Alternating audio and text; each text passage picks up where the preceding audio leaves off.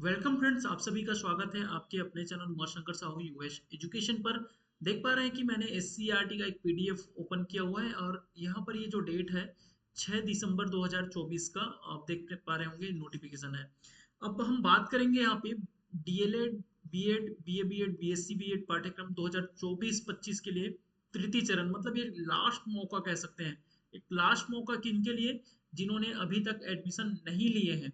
दूसरी बात, लास्ट मौका उनके लिए भी जो एडमिशन ले चुके हैं। रूल क्या है ये हम वीडियो में बात करेंगे। सीटें कितनी बची हुई है उस पर बात कर लेते हैं। तो अभी तक हम बात करें बीएड की सीट, तो अभी तक रिक्त सीटों के बारे में अगर बात करते हैं तो लगभग 500 के आसपास बीएड की अभी सीटें बची हुई है। डीएलएड के बारे में बात करें तो डीएलएड की लगभग 555 60 के आसपास जो है सीटें बची हुई है। तो आप देख पा रहे हैं कि काफी सीटें अभी भी बची हुई है। 555 के आसपास डीएलएड की सीट बची है और 500 के आसपास जो है आपके बीएड की सीटें बची हुई है। हम बात कर रहे थे कि रूल रेगुलेशन के बारे में। रूल रेगुलेशन कैसे होने वाला है, तो ये सब हम ज़्यादा नहीं बताने वाले हैं कि कब से क्या होगा, वो उस पर बात कर लेते हैं। पूर्व चरणों में पंजीकृत अभ्यर्थी जिन्होंने किसी महाविद्यालय संस्था में प्रवेश किया, वे निःशुल्क एक्टिव एवं इनएक्टिव दोनों के आईडी जो पहली बार पंजीयन कर रहे हैं होंगे, वे निर्धारित शुल्क के साथ किसी एक महाविद्यालय संस्था का विकल्प ऑनलाइन देने की तिथि। यहाँ पर आप देख पा रहे होंगे 7/12/2024 से आप 10:30 बजे से ये स्टार्ट हो जाए, मतलब ये स्टार्ट हो गया और कब तक चलने वाला है? आज से स्टार्ट हो गया है और ये 10 दिसंबर तक चलने वाला है, 5 बजे तक। ध्यान रखिएगा, ये अंतिम चरण का प्रथम सूची जो जारी होगा 12 को जारी हो जाएगा। और उसके बाद महाविद्यालय में प्रवेश की तिथि यहाँ पर दिया है 16 तक ले सकते हैं। और अंतिम चरण की जो है द्वितीय सूची, 3 सूची यहाँ पे जारी होना है। ये दूसरी सूची यहाँ पे जारी होगी, फर्स्ट सूची यहाँ पे जारी होगी और अंतिम सूची यहाँ पर जारी होगी। बाकी डिटेल्स यहाँ पर दिया हुआ है। हम बात कर लेते हैं इस चरण में जो अभ्यर्थी महाविद्यालयों और संस्थाओं में प्रवेश ले चुके हैं वे सम्मिलित नहीं हो सकते हैं। यहाँ पर कुछ संशोधन हुआ है। ध्यान रखेंगे, जो प्रवेश ले चुके हैं और जो प्रवेश नहीं लिए हैं दोनों शामिल हो सकते हैं। कैसे? जो नहीं प्रवेश लिए हैं उन वो तो शामिल हो ही सकते हैं, और जो प्रवेश ले चुके हैं वो भी शामिल हो सकते हैं, लेकिन कब?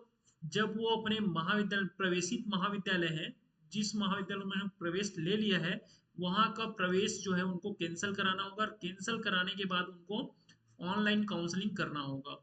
तो ये समझ में आ गया होगा कि जो प्रवेश ले चुके हैं और जो प्रवेश नहीं लिए हैं ये दोनों के लिए अभी मौका है।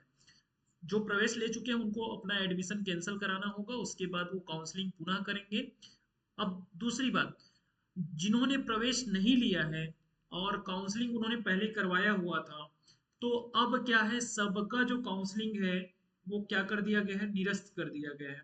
तो सबको अगर जो जो इस बार काउंसलिंग में पार्टिसिपेट करना चाहते हैं, जिन्होंने काउंसलिंग किया था वो काउंसलिंग जो है वो काउंसलिंग निरस्त कर दिया, जो रजिस्ट्रेशन निरस्त कर दिया गया है। अब जो है इस बार की काउंसलिंग में अगर उनको पार्टिसिपेट करना है तो उनको क्या करना होगा, नया रजिस्ट्रेशन करना होगा।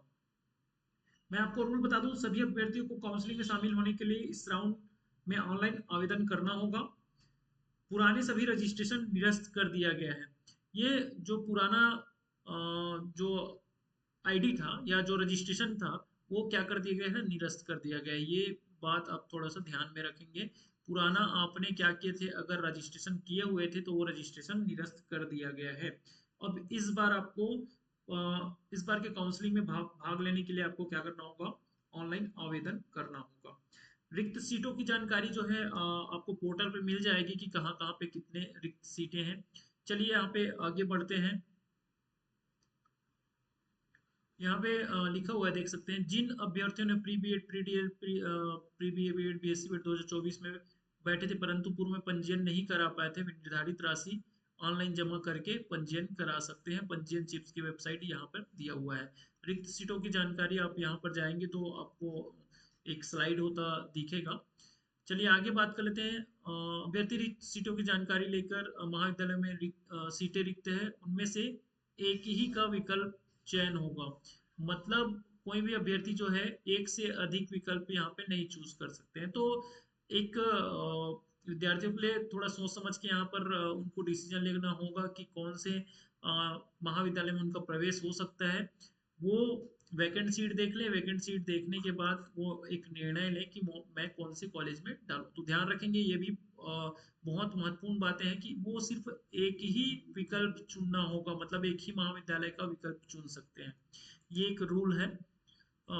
इस कारण महाविद्यालय का विकल्प यहाँ पर भी लिखा हुआ है, देख सकते हैं, सोच विचार कर ही करें। इस चरण के लिए उपरोक्त अनुसार प्राप्त आवेदन के आधार पर ही 3 सूची जारी की जाएगी। महाविद्यालय आवंटन अभ्यर्थी का प्री टेस्ट के प्राप्तांक के अकॉर्डिंग होगा और अभ्यर्थी द्वारा दिए गए विकल्प के आधार पर किया जाएगा।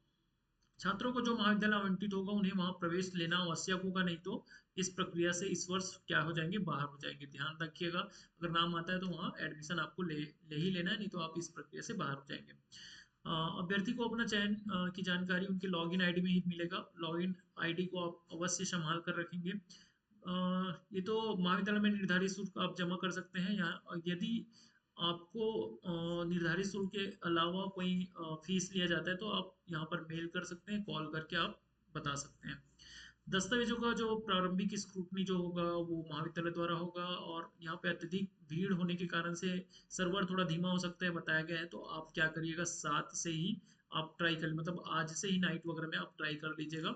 बाकी जानकारी तो एज इट इज है, जो आपको डॉक्यूमेंट्स लगने हैं, ये सारे डॉक्यूमेंट आपको महाविद्यालय में ओरिजिनल डॉक्यूमेंट के साथ में फोटोकॉपी देना होगा। आवंटन प्रक्रिया सीटें रिक्त रहने तक ही की जाएगी। यदि एक सूची के बाद समस्त सीटें भर जाती है तो आगे प्रक्रिया नहीं होगी। बाकी आप देख सकते हैं, अगर पहले आवंटन में ही सारे सीट भर जाते हैं तो काउंसलिंग जो प्रक्रिया है आगे नहीं होगी। तो आपको जानकारी कैसे लगी हमें कमेंट कर जरूर बताइएगा, और वीडियो को ज़्यादा से ज़्यादा लाइक शेयर कर दीजिएगा। जो जानकारी नहीं पहुंच पाए या जिन स्टूडेंट तक नहीं पहुंच पाए उन तक भी ये जानकारी जरूर पहुंचाइएगा। Thank you.